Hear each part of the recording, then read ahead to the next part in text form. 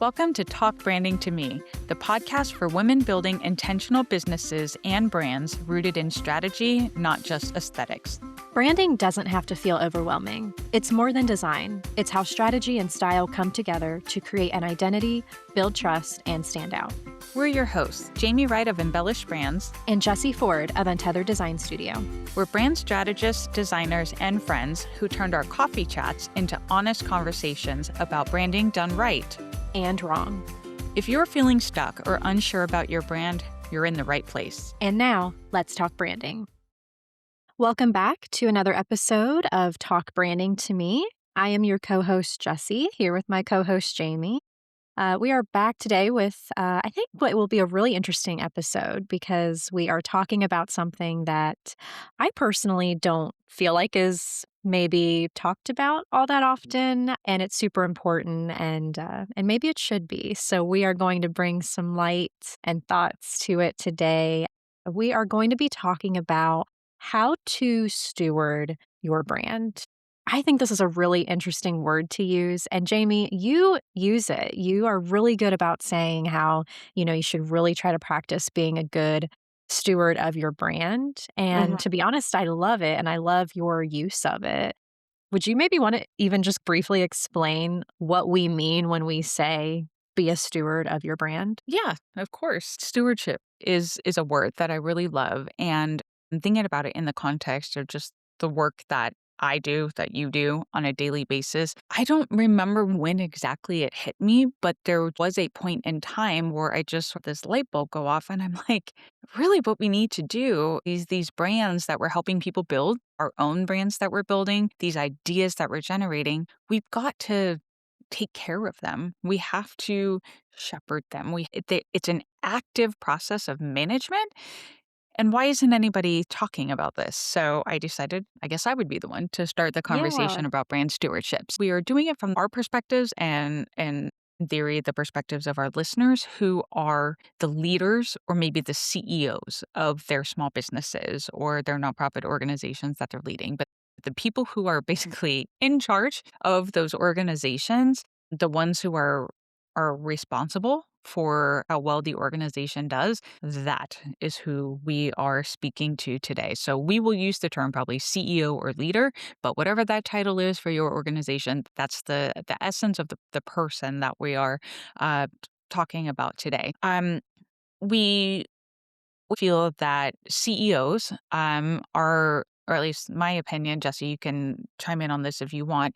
I really view the CEOs or chief executive officers, AKA the boss, the one in charge, the decision maker, as being somebody who is essentially also what I would call a CBO or chief brand officer.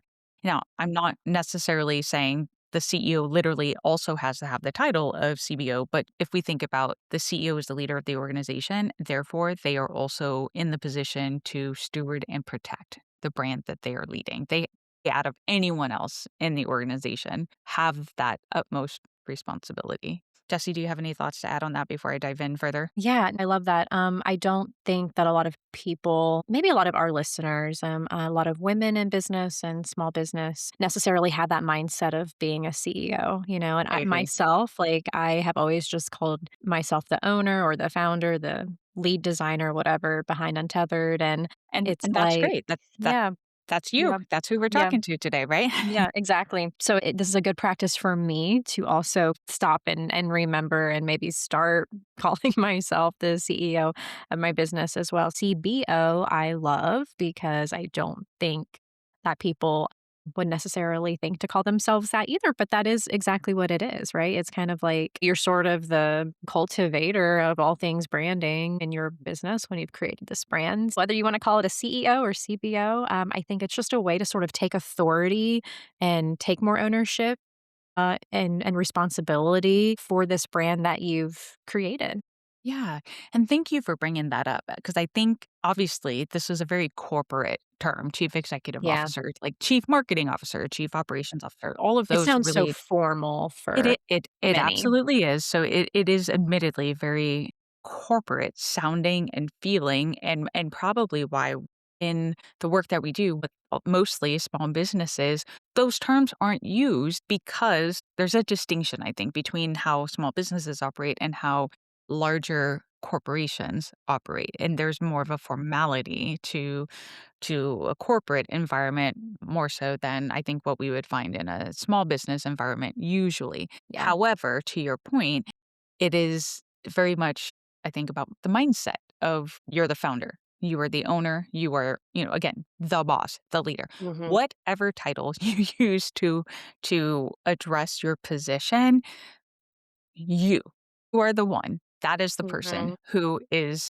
in my opinion, the one who's ultimately responsible for the brand itself, its success or its failure. Obviously, you could have other team members who can assist with parts of it, but if we're talking about how branding is a fundamental and critical part of an organization, period. And if you've listened to enough episodes of this podcast, we've said this more than once, then it stands to reason that the person in charge of the organization is also the person I think who is primarily responsible for shepherding the Mhm. brands. So this term stewardship, what does it mean? Well, I'll just be very quick and easy about this. According to Merriam-Webster Dictionary, they say that stewardship is the conducting, supervising, or managing of something, especially, and I love this part, especially the careful and responsible management of something entrusted to one's care. And that, I think, is the beautiful part of this word stewardship, where it's, in my mind, brand stewardship is the intentional care and the strategy that's invested into growing a strong brand identity, one that's unique, one that is consistent and recognizable, one that Mhm. connects with people, one that is authentic. That beautiful language of it's the careful and responsible management of something entrusted to one's care. Mhm. So, you may have started the company, you had a dream, you have a mission, you have a purpose, there's a vision that you wanted to reach by starting this endeavor in the first place, and therefore you are responsible for managing that thing that has Mhm. been entrusted to your care, stewarding that mission and the organization to help you achieve that mission. That's my viewpoint. And to set the stage for the rest of this conversation about how important it is that, especially from a small business standpoint, yes, things are probably a little different on the corporate side of things. There's more people, there's more delegation, there's more Mhm. silos, I think, and who does what. We're speaking today from the perspective of a very small organization, which is usually where you have fewer people who are responsible for all the things. I also feel like if we can take our own advice and try practicing calling ourselves CEO or CBO. Jamie, you do a better job of it than I do. I feel like you at least consistently use the language, like on your website, on social channels, in your email signature, little brand Mhm. touch points like that. I need to be better about it. So you inspire me to maybe start using that term. But let's normalize it a little bit Yeah. more because if we can feel more confident and appear to be more confident in our branding and how we express and sort of represent our brand, then our clients or prospective clients naturally will gravitate towards wanting to work with us because you're attracted to someone who's confident, right? That is where the credibility lies and the trust lies. If I appear to be confident in what I do, how I lead my brand, how I steward my brand, then I'm going to attract clients who want to work with someone who appears more professional and credible, right? So if we can practice not only the actual stewarding of the brand, carrying it into the future, keeping things consistent, cohesive, encouraging maybe any team members that we do have to also hold the same values and speak the same language and all of that. It just exudes more confidence in the brand itself, which is going to attract like minded clients who want to work with us, who see that confidence that we are carrying. So, just something I think important to keep in mind, which is probably a good segue into talking about more of just like the branding foundation that we also have in our businesses and the importance of the foundation in terms of stewarding the brand and vice versa. So, branding itself creates the foundation for an entire business as a cohesive unit. So, all decision, strategy, ways that we're looking at being strategic in different areas of our business, everything should have roots in the brand strategy and in the foundation that we create, right? Because we've mentioned this on other episodes and we are good about making sure that we recognize how strategy drives everything. And Mhm. without it, we don't have anything, right? Like that's where you're sort of throwing spaghetti at the wall and seeing what's and being inconsistent and trying different things. That often happens when there is no proper strategy first put into place that drives your mission, drives your values, drives the design, drives the messaging, drives everything within your brand, right? Brand strategy should always be considered when you are making business decisions.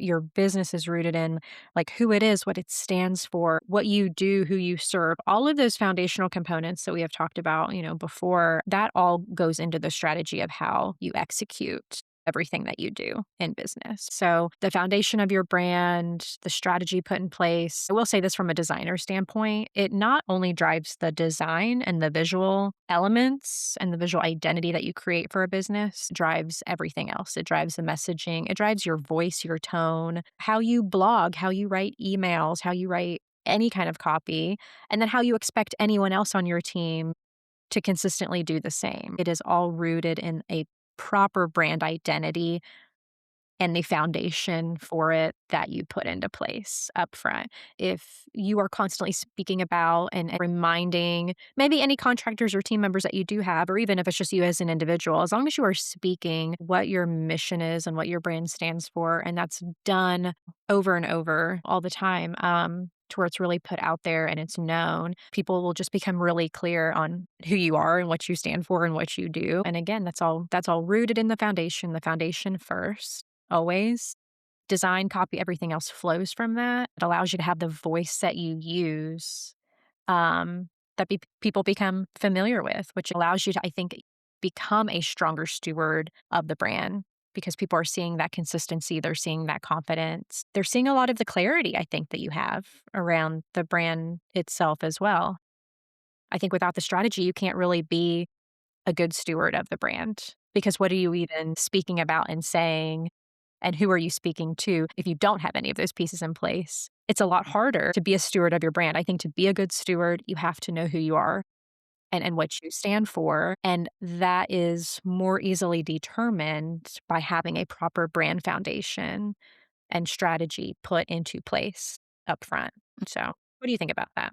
I agree with what you said, and I would even add on to that a little bit more in terms of also expanding how we look at the business in general, where, in my experience, the result of your marketing efforts are, I believe, often directly impacted by the strength of your brand. And then likewise for business operations, administrative stuff, decisions that are made or processes that you want to implement. I believe if you break ties with your brand and those like operational decisions, and then you start experiencing some issues, and then, as often happens, like one thing leads to another. And before you know it, you've got this big problem. And how do we get here?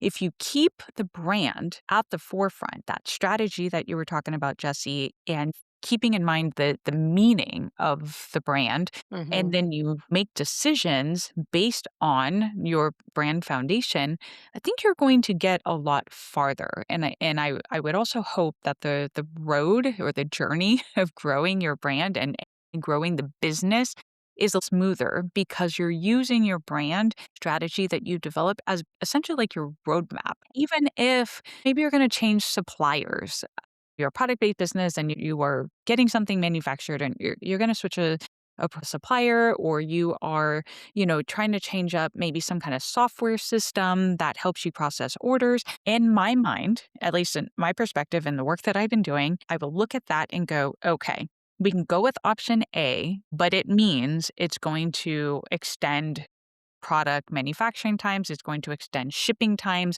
those things are going to impact our customer service. And if customer service, for example, is a value of my brand, I may make a different decision because me choosing a different platform, me choosing a different supplier, while maybe on paper they might make sense independent of any of the branding stuff, when we put it together with the brand strategy, go, well, it actually doesn't make sense to make this decision because it goes against our core value of Mhm. customer service or expediency or like whatever it might be. So that's Mhm. just a really quick example of what I mean by using your brand strategy as a way to make decisions for all areas of your Mhm. business. And branding is so much more powerful than I think people realize. Like we all hear, you've got to have a brand, your brand's important, the brand is who you are. We've all heard all the things, but I don't know that there are many people who really truly view branding like we do, where it is such a critical component of these businesses that we are trying to build that it becomes something that needs to be stewarded well Mhm. with care. So many people, I think, still see branding or a brand as the logo and the colors. And you guys have heard Mhm. it is more than colors. It is more than a logo. It is more than the Mhm. pretty things. There's so much more that goes into branding. Yeah, totally agree. I think it's important to keep in mind we ourselves as like the leaders and the founders and the owners of our business, and then any team members or subcontractors we have, we are all ambassadors of the brand, right? Yes. So whether we are out and about in public, online, offline, everything we're saying and doing that is business related is a reflection of the brand. I think it's important for a CEO or any leader of a business, no matter the size, to allow others to feel ownership of the brand and be proud of it, represent it in a positive light, because that allows everyone, or at least more than one person connected to it, to be a steward of it, keeping in mind that mindset around being aware and being cognizant that we are always ambassadors of our brand, no matter where we are or what we're doing. And having that awareness allows us to, I think, just represent it in a really strong and positive and authentic way. Yeah. I think it's also important to keep in mind if we're going to carry a brand forward into the future, if we've created this identity, we've created standards around it, we're really clear on the vision of the brand and the values and everything that we are, keeping in mind every single day. We have to always remember that for it to step forward and move into in a really effective way, we need to constantly be auditing the Hmm. brand, I think, and just especially as CEOs of the brand, keeping a pulse on things. Like if people are upholding the values, right? If they are using the language of the brand, like they are, being good stewards and Hmm. representatives of the brand, right? And that's done in a lot of different ways. You can be constantly checking in with what's working, what's not, having that clear communication, checking in with your audience, what they need, what they want to see more of, what they need more of, checking in with how your visuals align, the identity itself, your messaging, just all of those bits and pieces. If it's really resonating with your audience, making sure that it continues to. This just allows CEOs to be proactive about refining the brand, recognizing before it's too late certain things that need to be done or need to be left alone or need to be fostered even more. I know you and I have had a lot of conversations, brand audits and rebranding and refining and refreshing brands. And there's always a time and place in every business for that, whether you're a small business or you're at the corporate level. But any kind of brand that you have, it's always evolving, it's always growing, it's always changing. But when it does, it needs to be in the right ways and the positive ways that's going to allow for continued growth. And I think in order for that to happen, you just have to constantly be checking in with it, kind of like with anything in life. And checking in with anyone who is an ambassador, who works with you or for you, just so you're always making sure that that brand is being represented in the best and, clearest and most authentic ways. The only constant is change, right? Yes. And as humans, and especially for me, Enneagram 1, type A, I love rules and structure and lists and all of those things. And so sometimes, admittedly, change frustrates me. And I'm just like wishing that time would freeze so I can just let something be for a moment without having to come back to it and change something yet again. However, ironic as it might be, I live in the world of branding. Somebody wants to rebrand. I am like, yes, let's do it, right? Love brands. And I tell my clients, this is what it looks like today. So as long as we can commit to the essence, that will be the common thread through all the iterations of your brand. That's the important thing. But we also need to understand that it will grow and change and adapt over time, whether that is just through like a organizational life cycle or whether it's through, sure, or even maybe a leadership change at some point where somebody steps in with a slightly different vision and so the brand adjusts to accommodate that. There's so many factors that go into managing, checking in with the brand. And so for those listening today, um, I don't want you to feel stressed when we're like, you've got to keep your finger on the pulse of this thing. It can be very simple. It doesn't have to be this strenuous task sheet that you are working off of, but check in. Check Mhm. in on your analytics. Schedule an annual brand audit or bring in somebody to do it for you so it's not another thing that you have to do. Get some help with those things or Mhm. pick something in your brand if you feel like you've got to do some updating. Pick one thing, a quarter, take a Mhm. year to work on it. Do little pieces at a time. Hire somebody who's an expert in data who can help you pull all of the analytics, all the data points, and help you Mhm. understand what it means when you look at it, Mhm. not only individually, but then as a collective. What's the story that's being told? And if Mhm. you don't like that story, if that's not true to what your brand is, then you can know that, okay, we've got to make some adjustments here to get the story back on track to where it should be. So I think it can sound intimidating, but we want to assure you that it doesn't have to be. What we're saying is just be mindful that your brand is to change and as the small business owner, as the CEO, as the boss, the decision maker, you're the one who should be noticing these things unless you specifically have put someone else in place and delegated to them to do that. But 9 times out of 10, it's Mhm. probably going to land on your shoulders. So instead of it being something that you don't pay attention to at all, or something that's always maybe last on your to do list because we all have a million things to do. We wear a lot of hats as a small business owner, but maybe bump this up on the list in terms of priority, in terms of frequency, and just don't be scared of it or intimidated by it, but own the fact that because you play a very specific role in your brand and in your business, that you get to be the one. It's a privilege and a Mhm. responsibility to be able to guide this brand where you ultimately want it to go. It is a privilege. That is such a good way to describe it. It's going to be tough and challenging at times, but like you said, it doesn't have to be overwhelming and scary either. I mean, that's business, that's life, right? I also think as a small business owner, if you are wanting to sort of get that pulse on your business and on the brand itself and looking at maybe what you need to change or alter a bit moving into the future. You can also just do it in small ways. Like you said, checking analytics, you mentioned that. Going in and just seeing what type of visitors are coming to your website and how often and when, and what is the popular content on your site? What pages are they going to? What services are they interested in? What blog posts are they reading? You can take 5 minutes and just look at analytics like that if you want to kind of break it up, like you said, into small tasks or do it over time. If you don't end up outsourcing it to someone, which is also a really good idea.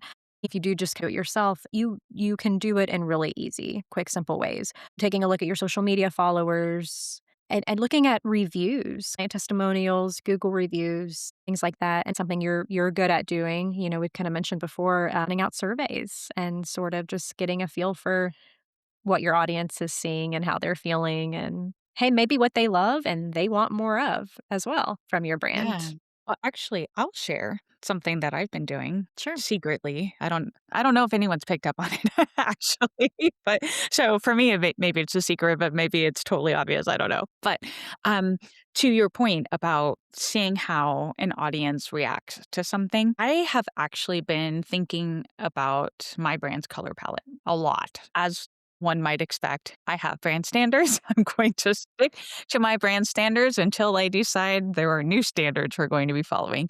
So Mhm.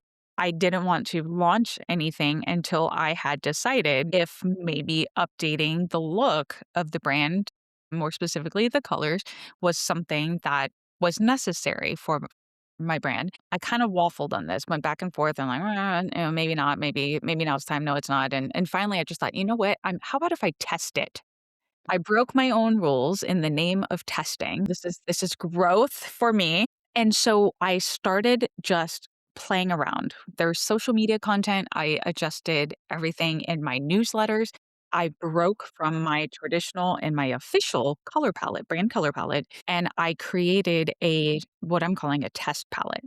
I've been experimenting as I am still doing the things that I normally do with my brand assets. I've been adjusting the colors over time, and I'm kind of watching, are people engaging with the content a little bit differently? Is a different color palette, more effective than the one I was using? So there's just some things that I've kind of wondered. I guess the only way to find out is to just do it and see what happens. So Yeah. it's not a stark contrast, which is why I was like, it's probably a secret test, but it's enough where if somebody was maybe paying attention, if they're scrolling, they might go, the vibe's a little different. And like, what exactly is it? Well, that's probably what it is. So it's just something that I have been doing probably for the last month or so, and I'm gonna do it probably for another month, maybe, and then I'm going to decide what to do based on just that little experiment. But it could even just be something like that. It's not necessarily, guys, we're rebranding and we put all Mhm. this work into it and we hired all these people. It doesn't even have to be that. It could just be, Right. I wonder, what if? What would it look like? How would it feel? You know what? Maybe let's just try it on in a small way, see how Mhm. that feels for us as the team, the people who know this brand really well. Does it make Mhm. sense or does it feel really icky and off brand? Sometimes you won't know until you actually use it. Yeah. Whereas, oftentimes, and Jesse, you could probably attest to this as well. Sometimes we can design a brand and we can talk it all through and everything makes sense on paper. But sometimes once a client starts using it, they come back and they go, "Actually, what we thought was probably the best way, I don't think is the best way because when I use it, it doesn't feel right. So can we make some Mhm. of these adjustments?" And we do, but we wouldn't have known that unless we had actually just tried it to see Right. what would happen. Try some things if you're not sure, and that's okay. But at least as the leader, you're paying attention to maybe this needs to be adjusted in some way, and Mhm. also just not taking action. Well, we're not going to do anything about it until I've had a chance to actually figure it all out.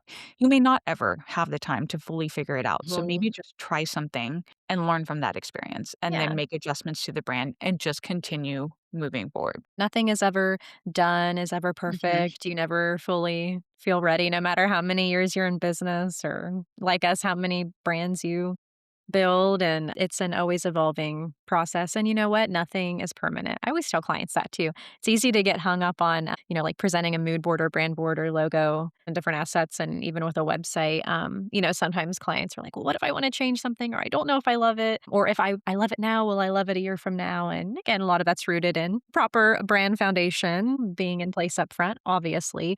But I always tell clients, nothing is permanent. It's your business, it's your brand. You can change it anytime that you want. But being a good steward of that brand is also not just drastically uprooting something. Yeah. It again, like you said, it's being mindful, it's being intentional, it's keeping good brand practices, in place, checking in with yourself, those connected to the brand, and your clients. I think it all goes back to the Absolutely. whole point of our discussion today, which is, how to really cultivate stewardship, in a good and easy and effective way so that your brand can move move more strongly, into the future. So, well, Jamie, I think that we are to the end of our episode and the segment that we always love to do, which is our talk branding to me part of the podcast. And it's the way that we like to share thoughts and wrap up an episode. With that, Jamie, talk branding to me. I would love to, Jesse. And to sort of piggyback actually on today's topic and take it in a slightly different direction, my thing I want to talk about is CEO mindset. And I promise it has everything to do with branding. Our listeners have heard us talk a lot today about the role of being the leader, being the small business owner, the CEO in cultivating and managing a brand. But I would add to that that being in the role of a CEO, especially as women, Jesse and I both work with a lot of female small business owners, a lot of women who are running really wonderful organizations. And there is a certain mindset that women have and certain common, insecurities and areas where women tend to maybe struggle a little bit more with, more so than men.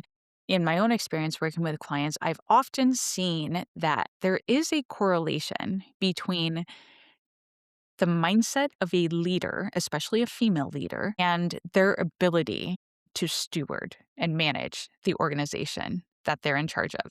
Ultimately, I think this is just my observation. I think it boils down to a couple of things. And one of them is confidence. I think as women, we often might be the first to admit that we're not confident in something. And Hmm. whether that's rightfully so, but probably more true is that we underestimate our skills and abilities, I think. So we lack confidence maybe when we shouldn't. If we were just Hmm. really honest, I think we probably should have more confidence generally than we do. A lot of that confidence then leads to their ability to make decisions and then to feel confident in those decisions. And so as a business leader, if you aren't confident in yourself as a leader, and then the trickle down effect is you then might not be confident in your decision making.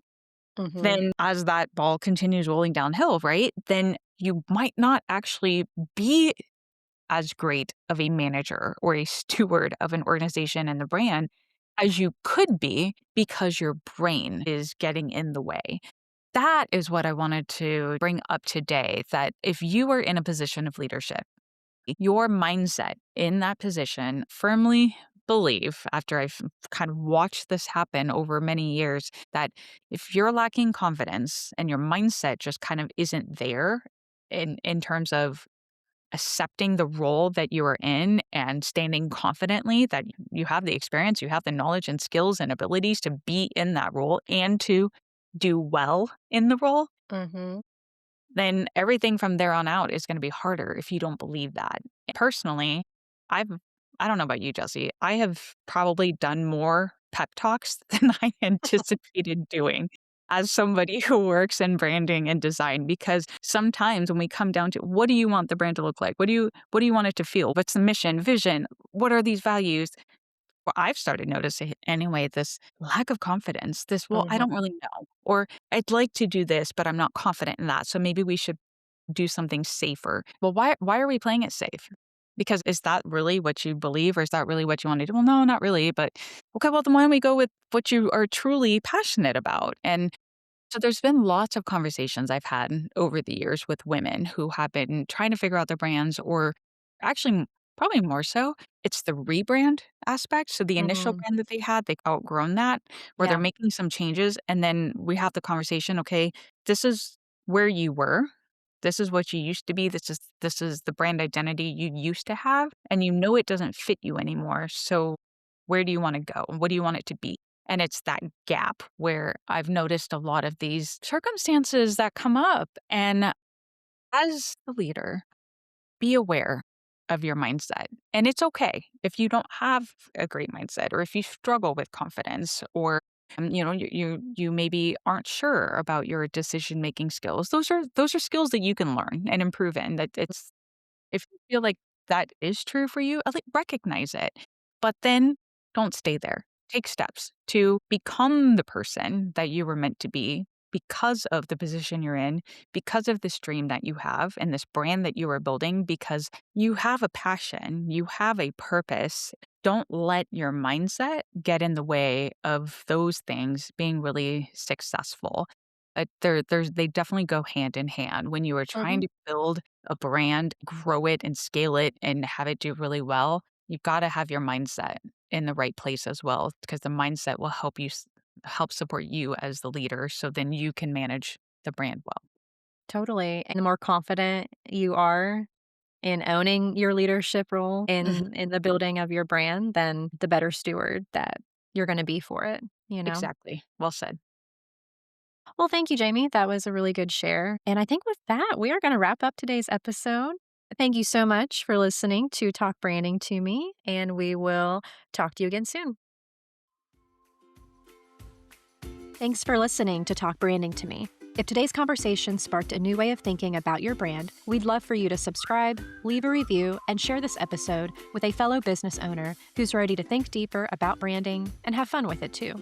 For more branding insights, behind the scenes conversations, and resources to support your brand journey, connect with us at Embellish Brands and at Untethered Design on social media. Don't forget, branding is more than just aesthetics, it's both strategy and style. Until next time, remember, you're fully capable of building a brand you're proud of, and we're here cheering you on every step of the way.